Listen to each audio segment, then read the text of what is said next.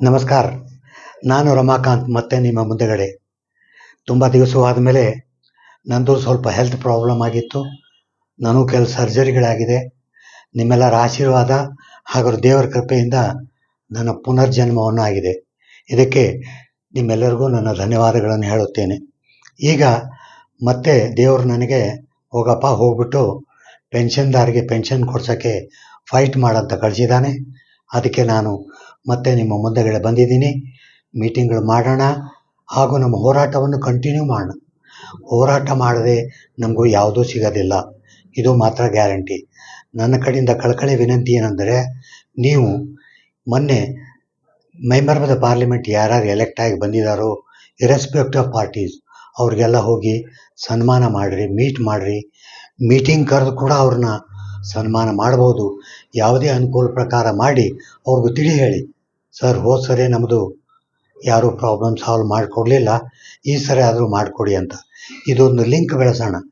ಇದು ನಮ್ಮ ದೈವವೋ ಗೊತ್ತಿಲ್ಲ ನನಗೆ, ಯಾಕಂದರೆ ಈ ಸಾರಿ ಹೋದ ಸರಿ ಇರೋ ಗೌರ್ಮೆಂಟೇ ಗೊತ್ತಿದೆ ಬಂದಿದೆ. ಅದಕ್ಕೆ ನಮ್ಮ ಬಗ್ಗೆ ಎಲ್ಲ ಗೊತ್ತಿದೆ. ನಮ್ಮ ಹೇಮಾ ಮಾಲಿನಿಯವರು ಇರ್ಬೋದು ಅಥವಾ ಬೇರೆ ಯಾವುದೇ ಮಿನಿಸ್ಟರ್ಗಳು ಇರ್ಬೋದು, ಅವರೆಲ್ಲರನ್ನೂ ಮತ್ತೆ ಹೋಗಿ ಕೇಳಿ ನಮ್ಮ ಪ್ರಾಬ್ಲಮ್ಗಳನ್ನು ಜಲ್ದಿ ಸಾಲ್ವ್ ಮಾಡೋಕ್ಕೆ ಒಂದು ಹಾದಿಯಾಗಿದೆ. ಮತ್ತು ನಾವು ಸೆಂಟ್ರಲ್ ವರ್ಕಿಂಗ್ ಕಮಿಟಿಗಳನ್ನು ಮಾಡಿ ಹಾಗೂ ನಮ್ಮ ಮುಖಂಡರಾದ ಕಮಾಂಡರ್ ಅಶೋಕ್ ರಾವತ್, ವೀರೇಂದ್ರ ಸಿಂಗ್ ಜೊತೆಗೆ ನಾನು ರೆಗ್ಯುಲರ್ ಮಾತಾಡ್ತಾ ಇದ್ದೀನಿ. ನಾವು ಬೇರೆ ಬೇರೆ ಡಿಸ್ಟಿಕ್ಗಳಲ್ಲಿ ಮೀಟಿಂಗ್ ಮಾಡೋಣ. ಹಾಗೂ ನಮ್ಮ ರಾಜ್ಯದಲ್ಲಿ ನಿನ್ನೆ ಮೀಟಿಂಗ್ ಆದಾಗ ಒಂದು ದೊಡ್ಡ ವಿಷಯವನ್ನು ತೆಗೆದುಕೊಂಡು ನಮ್ಮ ಶೋಭಾ ಕರಂದಾಳೆ ಅವ್ರನ್ನ ಕರೆಸಿಬಿಟ್ಟು ಒಂದು ದೊಡ್ಡ ಸಮಾವೇಶ ಮಾಡಿ ಅವರಿಗೆ ಸನ್ಮಾನ ಮಾಡೋಣ. ಇದು ನಮ್ಮ ದೈವವೋ ಗೊತ್ತಿಲ್ಲ.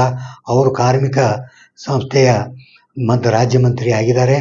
ಅವರು ನಮಗೆ ಸಹಾಯ ಮಾಡ್ತಾರಂತೆ, ನಮಗೂ ಕಾನ್ಫಿಡೆನ್ಸ್ ಇದೆ. ಅವ್ರಿಗೂ ತಿಳಿ ಹೇಳೋಣ.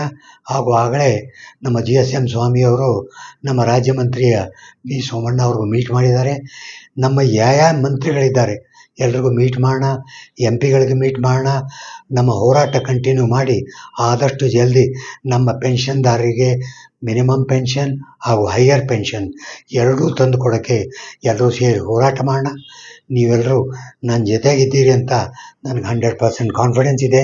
ನನ್ನ ಜೊತೆಗೆ ಬನ್ನಿ, ನಾವೆಲ್ಲರೂ ಸೇರಿ ನಮ್ಮ ಎಲ್ಲ ಪೆನ್ಷನ್ದಾರರಿಗೆ ಪೆನ್ಷನ್ ಕೊಡಿಸ್ಕೋಣ.